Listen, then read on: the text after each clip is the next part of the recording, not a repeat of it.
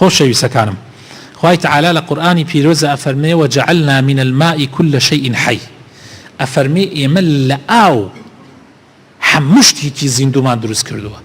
واتە حیات یعنی ئاو، ئاو یعنی حیات، ژیان یعنی ئاو، ژیان یعنی ئاو، ئاویش یعنی ژیان. بەبێ ئاو ژیان نییە، ژیانیش بەبێ ئاو نییە. بۆیە زۆر زۆر گرنگە ئەم مەوزوعە. پێغەمبەری خوا صلی الله عليه وسلم یەکێک لەو شتانە کە بە دایناوە بە گوناح و تاوان ئەوەیە کە تۆ ئاوی خواردنەوە، ئاوی پاک، ئاوە بەکار بێتەوە بیڕشێنی لە خۆڕایی. یەکێکە لە گوناحەکان ئیضاعة المال. ئاو بە پارە نییە، یەک دەبەیەکی 250، یەک دەبەیەکی ئاو 600 لتری 500 لتری 250. ئەمە پارەیە لە هەموو دنیاە. ئێستا ئاو پارەیە. حتى ئاوی ماڵانمان خۆشەویستەکانم تۆ مانگی 20,000 ئەدەی، ئەگەر قوتعەکە 200 بێ، دوو مانگ 20,000 ئەدەی. ئیسەش دوای ئەوەی کە ئەم هینەی بۆ دانن، ئەم ئامێرەکەی بۆ دانن کە حەسابیەکە تر زیاترش ئەبێت، کەوا بۆ ئاو پارەیە. بە فیڕۆدانی حرامە خۆشەویستەکانم، گوناحە. بیر لەوە بکەرەوە کە حیاتی ئینسان لەسەر ئەوە وەستاوە. حیاتی ئینسان، ژیانی مرۆڤایەتی، ژیانی حەیواناتیش، حتا دار و درەختەکانیش بە ئاو وەستاوە. درەختێک ئاوی مەدە بزانم بەیانی وش نابێتەوە. ئەو دار و درەختانە ئاوی مەدە، با باران نەبارێ ئەم ساڵ بزانم حاڵی ئەم خەڵکە چیەوێ.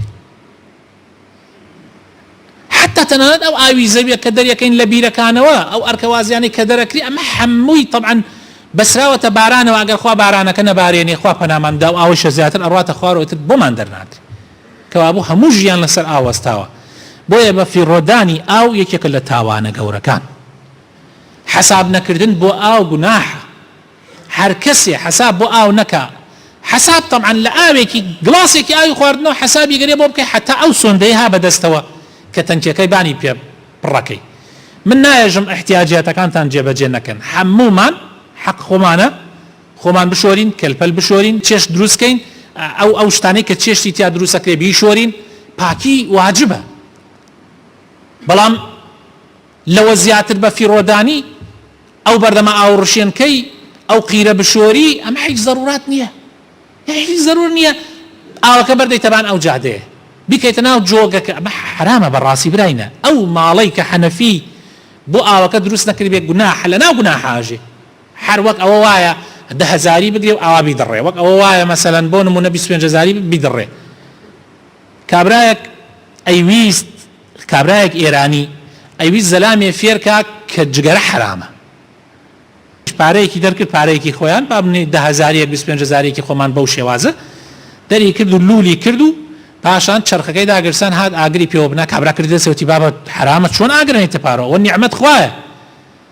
دەی فەرمووی ئەو جگارەی تۆ لە چی سەنراوە؟ لەمە نەسەنراوە. ئێوە نیە تۆ ئاگری پێوەنەی ئێکەی بە دووکەڵ ئێکەیتە ئاسمانە.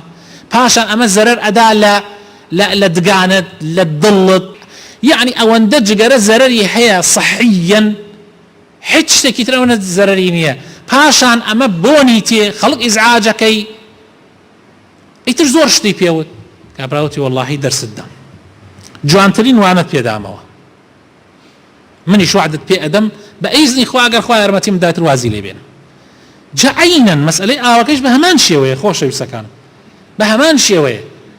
هیوادارم دەست بگرین بە ئاو، هیوادارم خوشکە بە ڕێزەکان کە گویان لە وتارەکەی منە، خۆیان و کچەکانیان و کوڕەکانیان لە ماڵەوە تەمێ بکەن کە دەست بگرن بە ئاو. خۆی گەورە ئەو لە وڵاتەی ئێمە نەگرێتەوە.